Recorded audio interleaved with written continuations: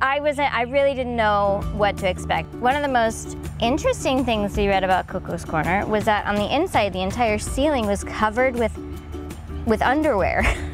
Little did we know the roads were going to get much worse as we tried to get from Gonzaga Bay to San Ignacio. Well done. I thought you'd be way smarter than this. It only gets worse.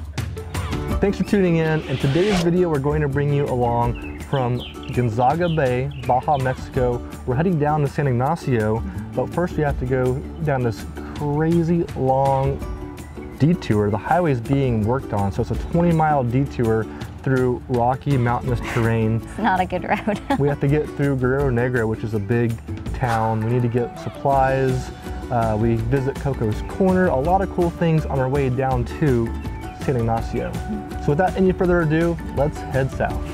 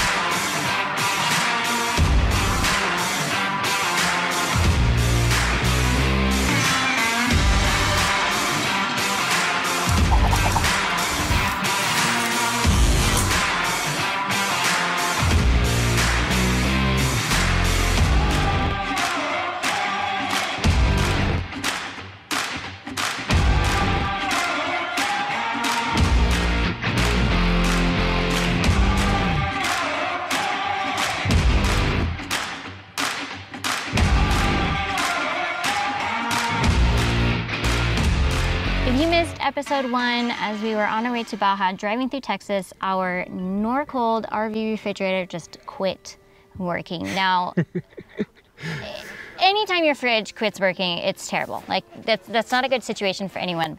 But specifically for us, we have to keep my insulin cold, literally a life-saving device. So it's kind of a big deal when our fridge quits working, and we also really prefer to boondock for extended periods of time. So, like, we need a working fridge. Yeah. So after that incident in Texas where our fridge quit working, we got it back up and going, but it gradually became weaker and weaker and it was cooling less efficiently, which led me to do some shopping, and I found out you can actually replace the cooling unit instead of the entire fridge. And this is great, I feel, for several reasons. First off, it saves you a lot of money. It's a half or less of the cost of a new fridge. In our case, it was a third of the cost of a new fridge. It was also much less work for us because this RV, I'd have to remove the windshield in order to get the old fridge out and a new fridge in, which is, I've said a lot, a fridge ain't cheap, and then you have to pull your window out too. And what's funny is we had just had our front windshields replaced, the crack. And so, like, talk about an insult to injury. We could have, but anyway. And then the third and final reason why this is I think, such a great choice is because it's that much less waste. You know, by replacing an entire fridge, it's an entire fridge going to the landfill. In this case, we're able to maintain or keep our fridge, our box, and just replace the failed components on the back of the fridge. And actually, speaking of the box, I'll add a fourth reason, trying to match the exterior of your fridge. I mean, we were looking at fridges that would not have matched, like, would not have been good. But we were gonna do it because we thought that was our only option. So if you find yourself in need of a RV refrigerator or a cooling unit, we can genuinely say that the folks over at JC Refrigeration do a very good job, and they're made right here in USA. We actually went and spent a week over there. Wasn't planned, our truck broke down. We ended up in Shipshewana, Indiana, and we got to know the folks that make these units. They offer a couple of options. You can replace your old unit with a better performing RV style unit, or what we opted to do was get an upgrade to go to a residential style cooling unit in our Norcold fridge, which is pretty cool. I have a whole video about the install. It's kind of long, but if you decide to do this, right up here you can check that out. It walks you through all the steps we had to do to get the new unit installed. They're offering you $50 off any cooling unit they sell, as well as a free consultation over the phone to figure out if a new cooling unit will be the right fix for your RV fridge. All you have to do to get this deal is mention this video or mention Jesse or Jenny with Outsiders Calling. All right, so we're heading south down through Baja Mexico. For those of you just tuning in, we've actually spent the last week in Bahia Gonzaga. This is Gonzaga Bay, small town called Punta Final, which is a really amazing location. We had a lot of fun. We did some surfing, paddleboarding, spearfishing, mountain or island climbing. It was pretty cool, a really neat experience. Well worth the detour to get there. And we're excited to see what else lies ahead of us down south. All right, well, we're finally leaving Gonzaga Bay. We've been here for about, what, 5 days, 4 days? I don't know, more than 1 day. When we parked here, we parked in some soft sand. And so this is becoming a tradition where every time we go to leave, we have to try to make sure we don't get stuck. So we'll see what happens.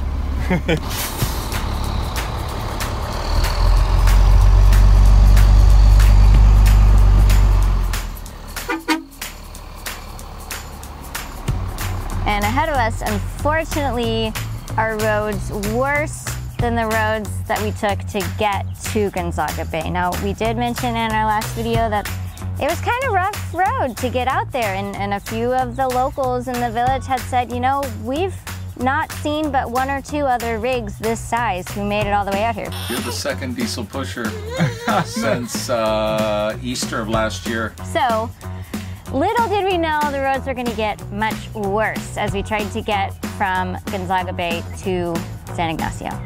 We got to the paved part of Highway 5. We didn't know how far down until we hit the construction. We decided to go ahead and hook up the truck and tow the truck with the RV. We went maybe 3 or 4 miles and bam, there was the detour. I mean, we're talking a mountain, off-road in a mountain range. Just imagine that, in the middle of the desert. I mean, like, there's corners where you can't see around them, there's boulders everywhere. It was legit. Yeah.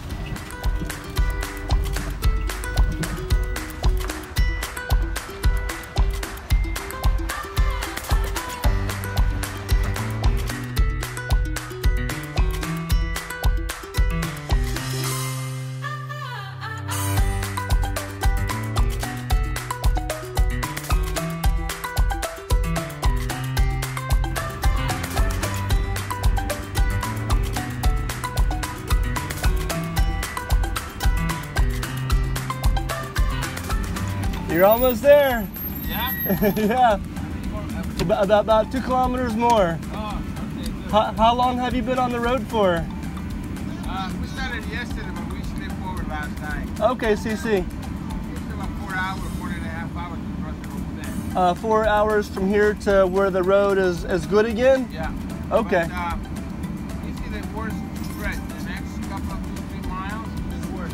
Okay. It's a little better. Thank you very much. Good luck. It was definitely more than we had anticipated to drive our RV through, but the alternative would be to drive, you know, hours and miles north and a kind of a round detour to get over to Highway 1. At the time, it made better sense just to go slow for 20 miles through the detour versus going hundreds of miles up and around to get over to Highway 1. And we did our research, we even talked to some other people who'd been on it, and it's all relative, right? It's all what you are comfortable with driving. And Jesse has plenty of experience driving this rig, even in off-road conditions, so we felt pretty confident, even if it wasn't as good as what we'd hoped. But it was rough. I drove through some bumps and we bottomed out, and the dirt bike was slammed into the back of the RV. It bent up the grill. The towing system, we were dragging the cables, and those were getting pressed into the rocks, and they were chewed up and torn up. But if nothing else, this is a really good, like, hoorah for our towing system. We have our Roadmaster Nighthawk, and we put that thing through the ringer. Yeah. Oh yeah. my gosh. Yeah, no, it's definitely taken a beating for sure, the places we've gone, and it's still hanging tough. But we decided to go ahead and detach the truck and drive separately, at least until the road calmed down. The real highway is under construction, and so we are basically off-roading, and we thought we could do it towing the truck, but the truck and the dirt bike have hit a few times, so we're gonna uncouple, and Tucker and I are gonna go ride in the truck behind or in front of Jesse, and yeah, hopefully it goes well. We knew it was going to be a crappy road coming here, so we were kind of prepared for this, yet optimistic it wouldn't be as bad as it is. We got the truck unhooked. We're back on the road, and it sure is beautiful. Cool caves over here. Cacti everywhere. It's pretty. So driving separately, we did use walkie-talkies. That way I was in front in the truck with Tucker and I could give Jesse a heads up if there was another vehicle or if there was a large pothole on one side of the road or the other. And we did get to one part where it was pretty windy. And I get up around a turn and then there's this another massive Class A coming through. So I yell at Jesse really quickly. And nothing I was saying was getting through to Jesse. And then the woman, she and her husband, whatever walkie-talkies they were using, started to come through on ours so we could hear. And I hear this lady, she goes, "Whoa, big ass Class A coming your way." And I'm just laughing because that's exactly what I just said. But anyway, so Jesse stopped and the couple drove by.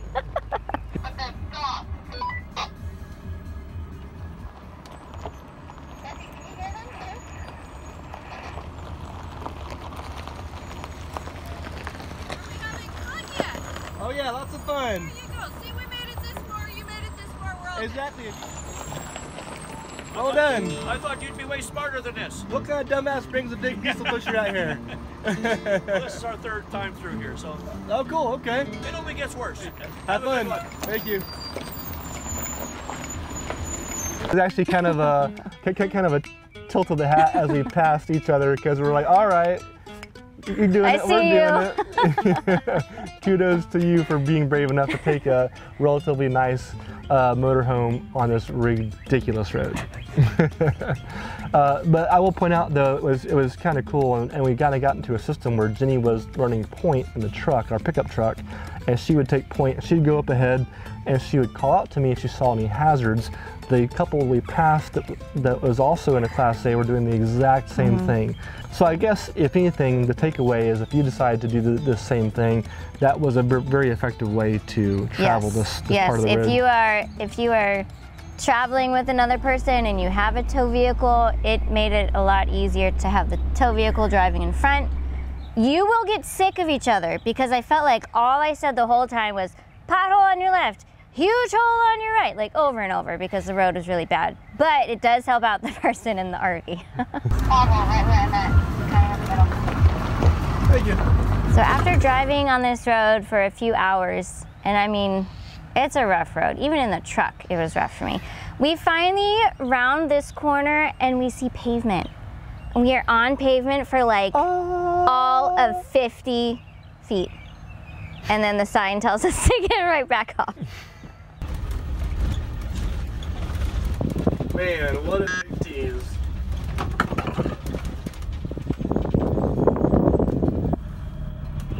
I thought about just going for it, but I got off. On one side is a giant pothole that has a tire in it. Okay. And on the other side is a giant pothole that has a cone in it. And they're like sunk down in there. They don't have a lot of signs here in Mexico, but they'll improvise and use whatever they have to try and mark hazards. So leading up on this trip, we had done our research. We kind of knew what to expect. We had heard that somewhere around the halfway point was Coco's Corner.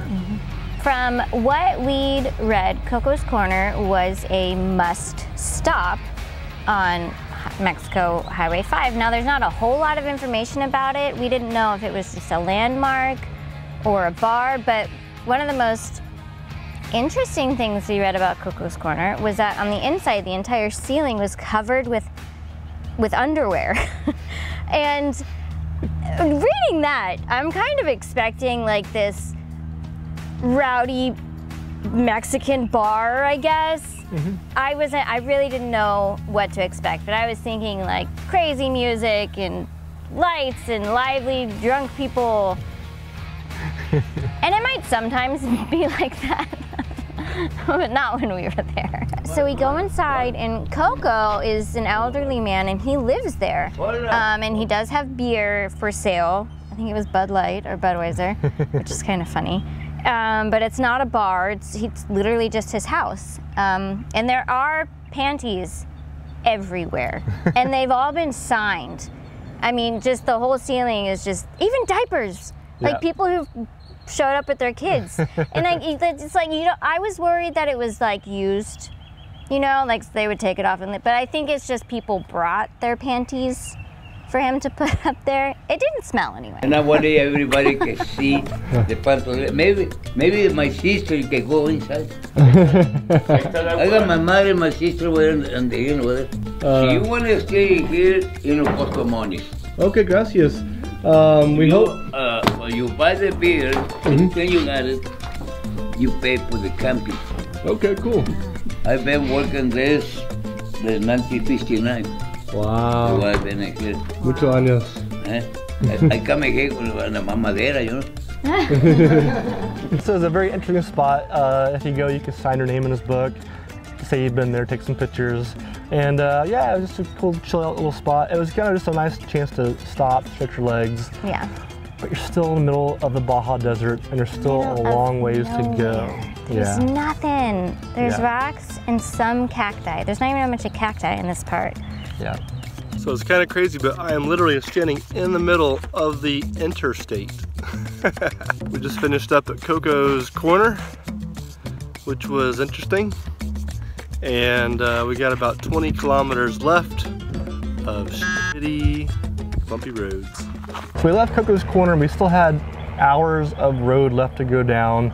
We passed several other RVers. We passed some like cool Unimog, some off-road RVs. Yep.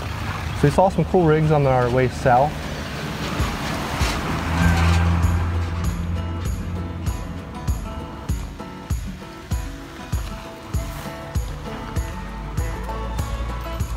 And so while we did make it to the end of this detour hours later, the cables for our towing system were in pretty rough shape. They didn't make it. We've put together a ton of resources to help you travel both in the US as well as Mexico. Things like downloads, checklists, we've got discounts and even some promos to help you out on your trip. Some of the specials like that free travel guide are only available for a limited time, so make sure you go get it now. If you have any questions about our experience, especially along Mexico 5, our experience driving through that detour off-road portion, we'd love to share what we know and what we learned. Just leave it in a comment below. Thanks for watching, and we'll see you in the next video.